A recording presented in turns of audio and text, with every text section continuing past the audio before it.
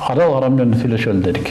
Анткени бүгүнкү күнү биз мусулмандар адам арал маселесин билебиз, бирок жашообузда бул нерсе аябай бизди чырмап таштаптыр. Аябай чиеленип кеткен. Ажыратканга кээде убакыт жок, кээде алданып калабыз. Мен ошон үчүн айтып атам, кыргыз өндүрүшчүлөрү 3 базар турат бизде. Өзбекстан, Тажикстан жана Түркмөнстан. Халалга өт киргиз. Халалга өт киргиз, экспортуңду халал менен киргиз. Мына базар. Анын үстүнө бүгүн мына мамлекеттик бир саясат кетип атат, экологиялык таза продукция мамлекети өлкөсү кылабыз деп. Экологиялык таза, халалы жок таза болбойт. Экологиялык таза болбойт, халалы болбосо. Мына ошону мен мамлекеттик чиновниктерге биз сүйлөшөбүз, түшүндүргөн аракет кылам. Экологиялык таза өтө жакшы демилге, халал менен гана экологиялык тазалык өтсө болот.